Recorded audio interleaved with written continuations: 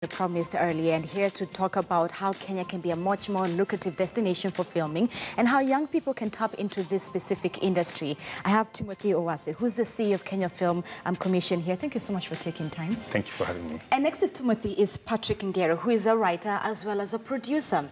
So also, thank you so much for taking time this morning. Let me begin with the obvious question.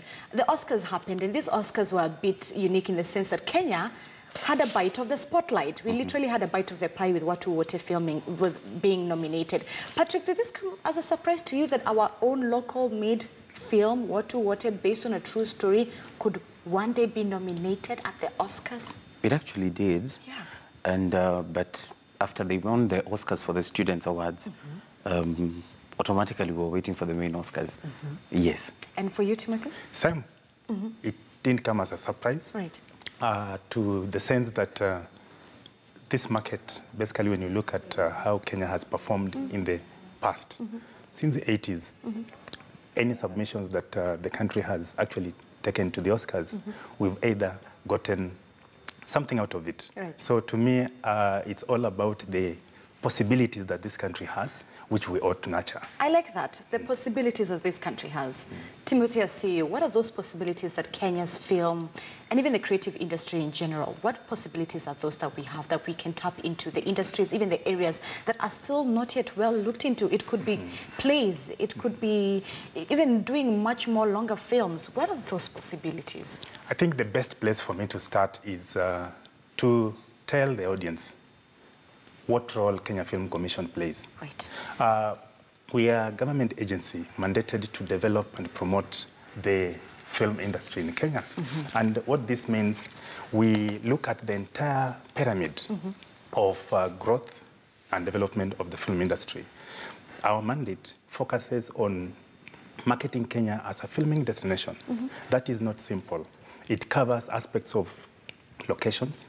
Right, scouting locations. We are talking about talent. Do we have capacity to accommodate filmmakers when they come in Kenya? Right.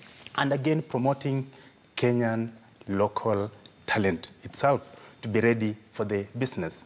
Something else that the Commission does, we basically create room for the film industry to have filming materials archived. So the Commission has a mandate to develop and manage a national filming, archiving and resource center. This will enable information availability. Also, to add to that, we have a mandate to do research and provide information timely on trends and all aspects of filming in the country. Talk to me about those trends a little bit. Basically, when you talk about trends in our industry, you look at technology. Yes. How is technology affecting filmmaking in the world, more so to our country? Also, look at marketing trends. How do our filmmakers basically put forward their products so that their products are able to get to the right audience? What are the consumers looking for, among so many other things? So research is critical to our mandate as Kenya Film Commission.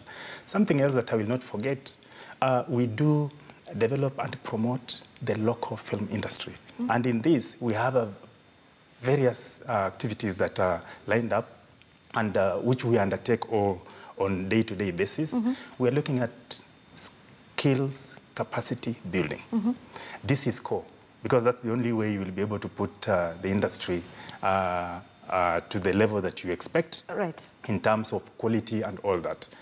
When you look at what government has done in the past, in 2013, there is a Kika Act that was passed and enforced by Communications Authority, which requires that all media houses ought to air local content. Yes. How do you get local content if that content is not coming from the industry?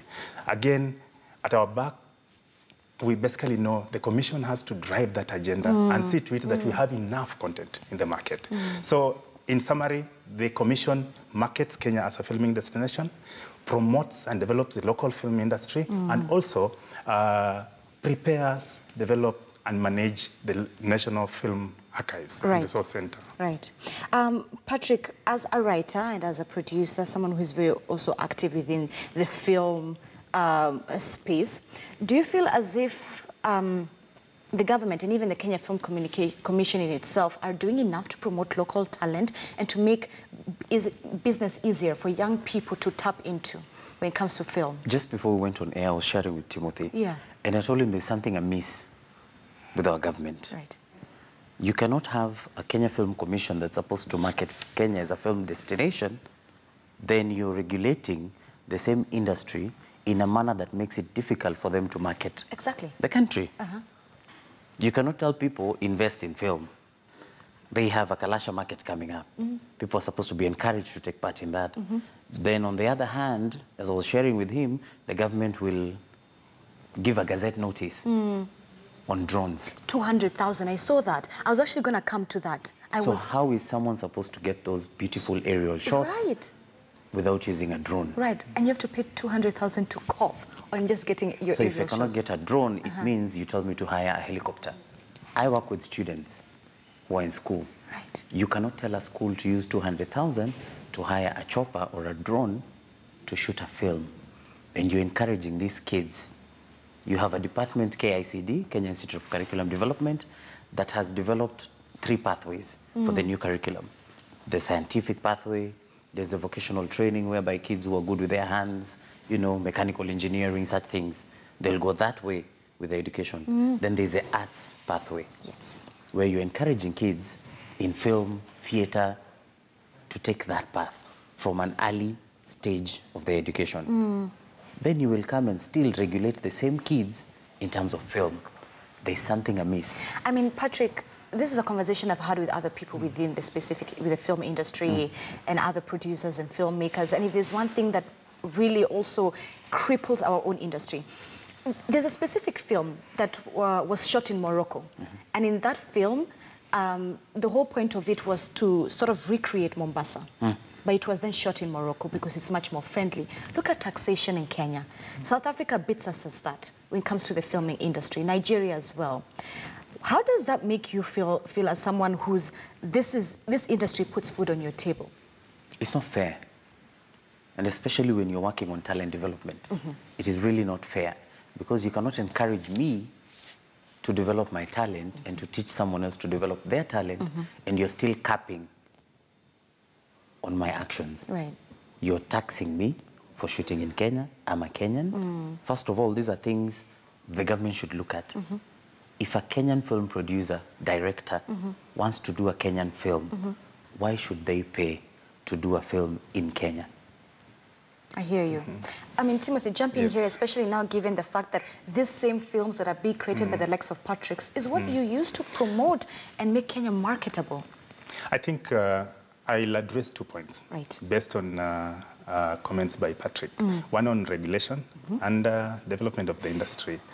When we talk about regulation, I think we, as Kenyans, we have to also appreciate that regulation is part of life. And governments world over have to have regulations in place to basically manage certain aspects of specific industries. Right. And the film industry is not an exception to this. Now, when you talk about drones, I know we've been at drones for quite a while now, and there are regulations that KCA has basically put in place. Right. There are a few things as far as drones are concerned. I know as a country, we are bordering quite a number of countries that have challenges, especially when it comes to security. And here in Kenya, we've had security challenges as well. Drones have been used in various ways. What we are doing as Kenya Film Commission is to create an understanding through the key stakeholders within who make this kind of decisions to understand how drones can be used. We have already done our own analysis and research and know that drones are used in security. True. They are used in agriculture, in oil, and various ways. So what we are doing to actually solve that problem is we're engaging KCA to ensure that we have drones and the information that comes out basically they are classified to address the filming concerns. And it's true, we cannot ignore the fact that drones have been used for security purposes. Yeah. However, paying 200,000 Kenyan shillings, I mean, there should be a sort of way and method that if Patrick or Zinzi or someone else wants to shoot a film and I come and I say, this is the film I want to shoot, this is my location, X, Y, Z, the regulations, there's certain regulations that should be there, that I shouldn't have to feel the pinch on my pocket to try and develop a film and develop talent. There's no way, we're not saying that the security should not be a top concern. It should be. In fact, maybe even at the scene to make sure that Patrick is shooting a scene, have maybe police go with them. But to pay 200,000, I mean, from an economic point of view, from a logistic money point of view, that kind of cripples the industry. Yeah, I like that. The reality is that, again, when you look at our mandate, we offer liaison services. I would like to encourage our local filmmakers to actually liaise with the commission. We provide that service for free. If you want to use a drone, come and deal with our liaison desk. We should be able to take you through the entire process. And if it means that we have to waive certain things, basically that's something that we have done all along. We work with KCAA, we work with Kenya Police and other government agencies to see to it that Patrick and his team, the filmmakers, are able to access filming facilities at a friendly level. There's your answer, Patrick. But we need to be told about that. But we need to be told, exactly. Sure. Like now, team has shared with us. Right. Before this, did you know that? Yeah. Talk to me about tax. Yes. Basically, when it comes to filmmaking, it's not a cheap venture. Definitely. We appreciate that fact, and we believe that Kenya has to be very competitive to be able to attract more foreign, as well as grow local. What the Commission has actually done is we've already proposed filming incentives. And this, in due course, we should be able to have this in place. So the levels at where we are as we speak now, the Commission has actually advertised for a consultant to come on board to put modalities on how this will be effected. Thereafter, we'll have this approved by Treasury. And there we go. What that will result to is to have a filming environment that offers the likes of Patrick and the rest of the local filmmakers an array of opportunities, savings, and much more when it comes to filming.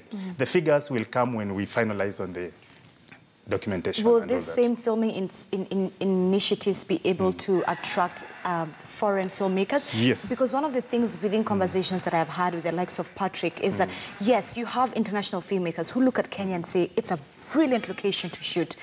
Then they come across corruption and who they have to pay, and then the taxation, and they're like, nope.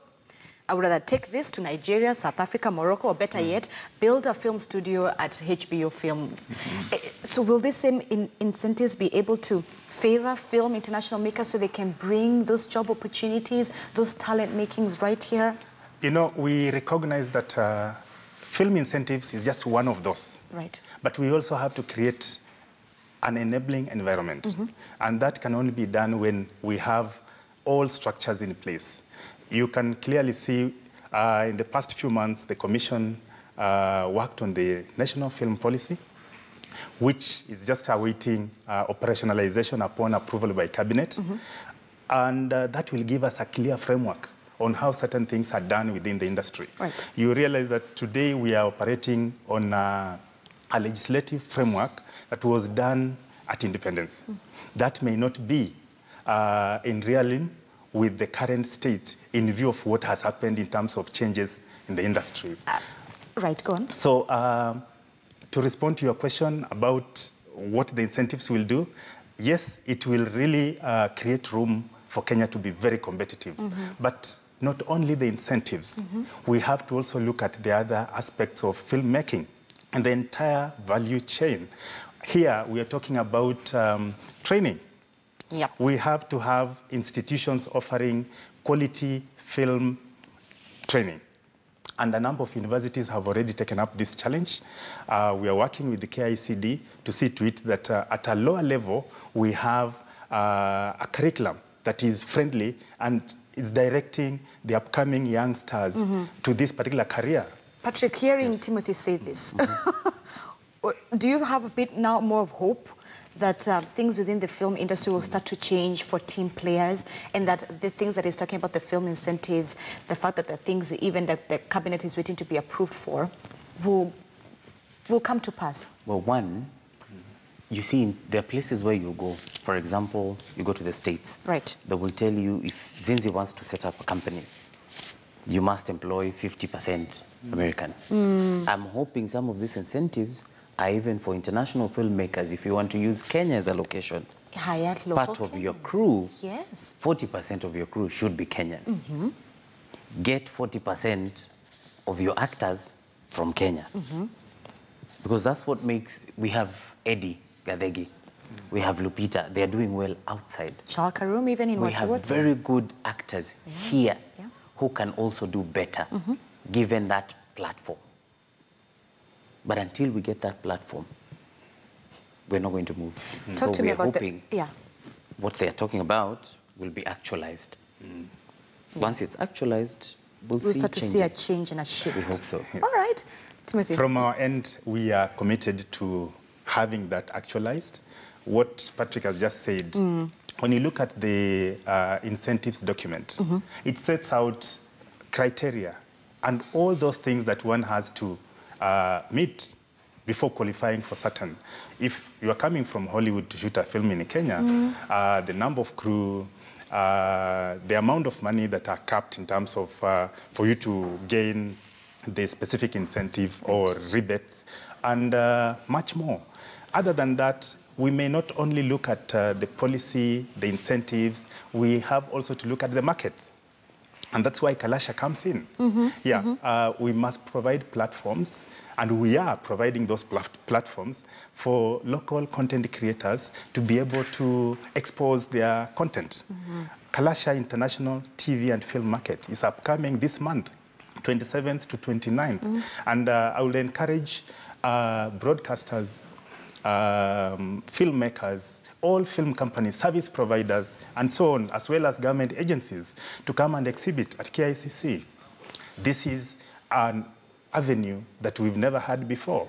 The first one we had in 2015, again, organized by Kenya Film Commission. So we are saying, other than going to sell your content at international film markets, we have brought that international film market and TV here in Kenya. Right. So it's up to content creators to be able to take up that challenge and move.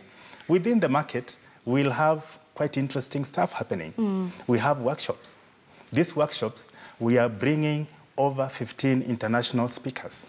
All right, all right. Other than that, we'll have a pitching session. And within these pitching sessions, we'll have 2 winners taking home something from this particular competition. Animation is going to be big. We are bringing experts from France to be able to share their experience. And again, on animation pitching, the winners will be taken to one of the key markets in France as far as animation is concerned. So I'm just asking the audience and filmmakers and friends of the film industry to come on board. Yes. Patrick, let's talk a little bit now about the value chain, which Timothy talked about, and how that value chain comes into play as a writer-and producer, because at the end of the day, you're the people on the ground, distribution, marketing, finance. Talk to me about the challenges, the loopholes inside that you face. One, generation of capital. Because if you're going to produce a film, you need money. You need money to pay actors, you need money to pay a director, you need money to pay the producer, you need money to pay the editor, so many things. You need money to pay for a studio. Let's say there's a set you need. You need a set for probably to show a show on KTN News. You need to create that set. That's money involved. Money that you may not necessarily be having, which is something I feel the commission should also be part of in terms of encouraging producers. Like what he has said for the Kalasha film market, they will have a pitching session. You come pitch your idea. If it's a good idea, they give you the cash to create that film, to actualize your idea. Distribution? Distribution, one, we already have the act where 60% should be local content. So it's also a challenge to our media houses. It's there, but is it being done, you being on the ground and you're feeling it? There are channels that do it. Okay. But they will show a 40-minute program, a 30-minute program. You will find on a Friday night, a certain channel will be showing it has a movie night, but you're showing us Kung Fu. We have Watu Wote that you could show us. True. We have so many other films and other programs that are Kenyan that you can use as a series, as a TV series, but it's not being shown. And sets, you touched on sets. Yes. What happened to Machawood? Because, well, Dr. Alfred Mutua promised that, it would look like a filming place where there'll be all sorts of sets, and everyone thought Machakos was going to be the place to be for filming. He even subsidized the rates for filming. So where is in that? Machakos You County. being on the ground, have you gone to Machakos? Have you tried being on the set shooting? Well, I will not get into the details of what happened because I'm not part of it. But I think also it's something we should not promise big things if we are not ready to actualize them. Right. Yes, thank you. I just want to reiterate that Kenya now has a devolved system of governance. Right. And county governments play a critical role in our sector. We are working with the counties in actualizing quite a number of programs. I talked about capacity building. As we speak now, we have covered about 17 counties, training young people. And when Patrick talks about distribution, I think there is opportunities in the market as compared to before. Before, we only relied on national TV, but today we have various avenues of distributing content. Mine is to just encourage the filmmakers to approach their art as entrepreneurs. Have a business plan, have a marketing plan, know everything in advance before production. Right. Yeah, if you produce before knowing how you will sell, then it becomes a bit of a challenge. True. During the Kalasha International TV and Film Market, we are also hosting a governors conference, first of its kind. On 28th, the whole day, we'll be engaging governors matters film. So again, I encourage filmmakers to look out for this and see how best can we collaborate. And tap into it. Exactly. All right. Yes. So because of time, Timothy was the CEO of Kenya Film Commission, of course, Patrick Ngere, writer and producer. Thank you so much for your time here on Weekend Express. And a lot has been said, and we'll definitely be keeping an eye on that, even as the Kenyan film industry continues to grow. Weekend Express is taking a quick break. When I come back, it's that other part of the conversation that I promised you. Dr. Esther is here, and I'm so excited to also jump into that side of the conversation. So we'll be right back. And if you're watching from your kitchen, I hope you have all your makeup, your foods and everything, because we're going to make a smoothie, like I said, all right? So see you in a few minutes.